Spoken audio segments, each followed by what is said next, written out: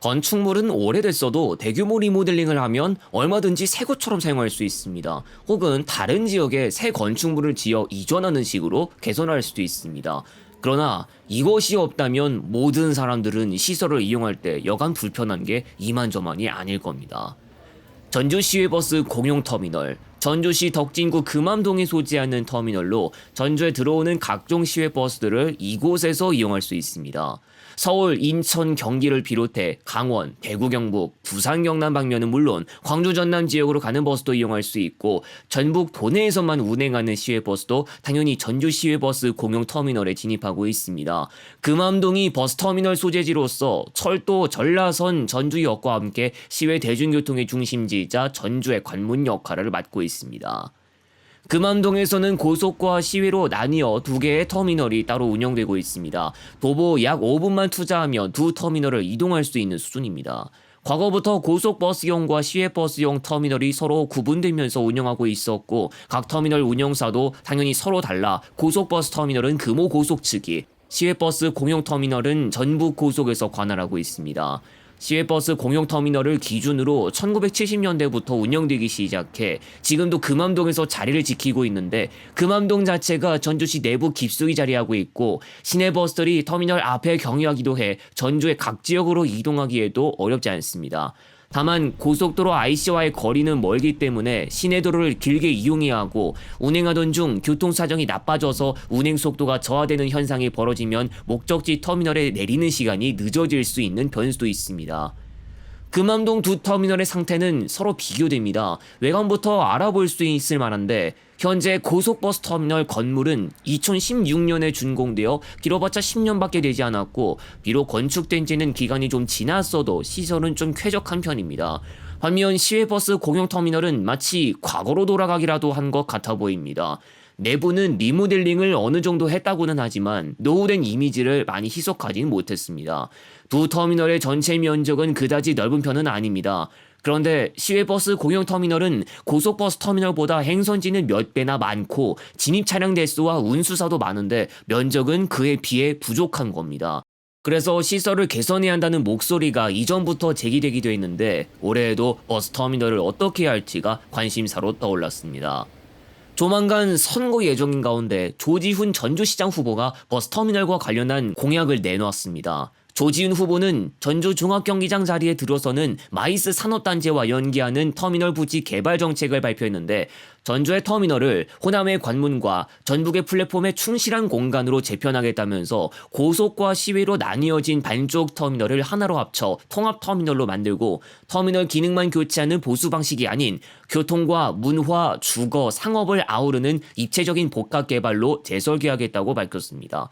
재원과 사업 방식에 대해서는 고속과 시외 터미널을 잇는 인근 건물과 땅을 매입해서 하나의 구역으로 연결 개발하겠다고 하면서 현재는 구상 단계로서 시외버스 터미널 기능을 할 수 있도록 신축과 증개축을 추진하고 가운데 공간도 연계해 같은 구역 개념으로 만들려고 한다고 밝혔습니다.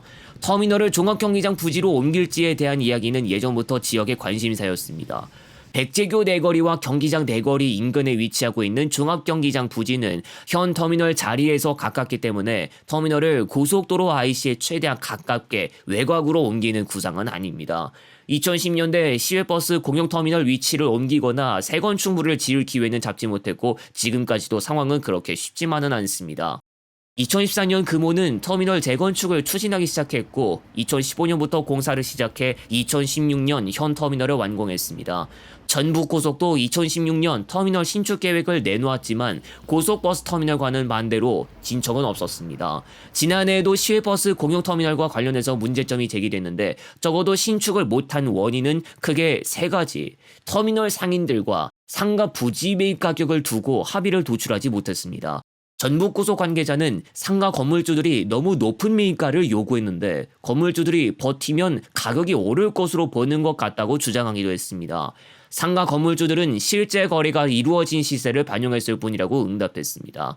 정비동부터 공사를 진행하려고 하니 정비동 부지에 개인 소유의 땅이 있고 승인을 받아야 했으나 덕진구청으로부터 허가를 못 받았습니다. 말하자면 고속버스 터미널은 오직 금호가 부지를 관할하는 것이지만 시외버스 공용터미널은 적어도 복수 이상의 주체가 일정 땅을 가지고 있었기에 관계가 단순하지 않아 추진이 쉽지 않다는 겁니다. 전북고속은 터미널 앞 도로 확장도 요구했습니다. 하지만 전북도 관계자는 토지 소유자들의 3분의 2 이상 동의를 받는 것부터 힘들고 많은 예산을 들여 상가나 토지 수용까지 해야 하는 어려움이 뒤따른다고 밝혔습니다.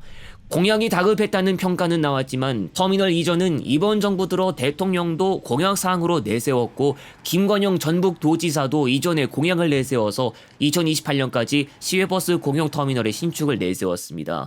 그러나 터미널 신축에 뒤따라오는 이전을 전북고속은 의아하게 생각하고 있었습니다. 종합경기장 부지의 컨벤션 센터를 포함한 마이스터 단지 개발을 추진하는 중요한 프로젝트. 부지 인근에 버스터미널을 지으면서 시외 대중교통시설과 전시장, 상업단지를 서로 잇고 유동 인구를 좀 더 늘리면서 시너지를 불러일으킬 수 있는 기회를 잡을 수 있습니다. 현 터미널 위치에서 멀리 떨어지지도 않은 지점이지만 결국 터미널 위치를 옮기는 것은 운영사의 의지까지 뒤따라와야 가능한 점이 변수로 떠오릅니다.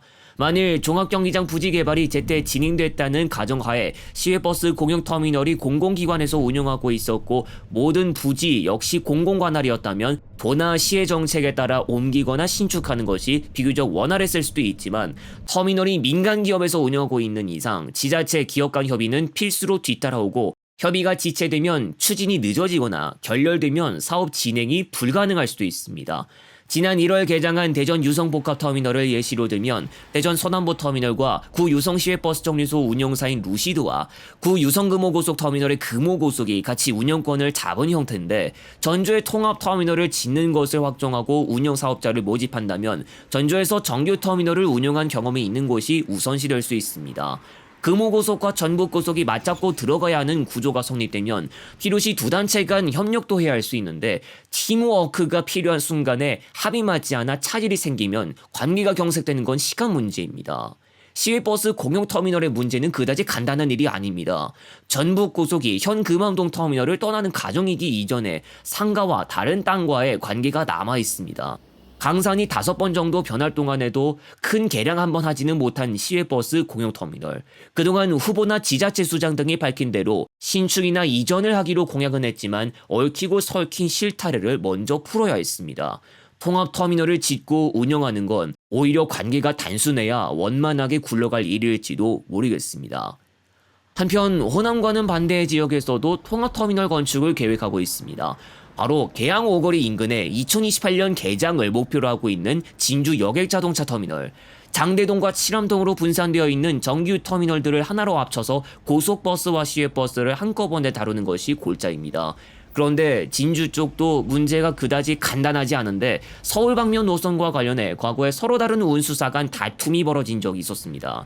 적어도 승차권 발권 담당을 운수사에서 하고 있는데 통합터미널이 등장하면 적어도 서로 다른 운수사들은 한 건물 안에서 일 처리를 하게 됩니다.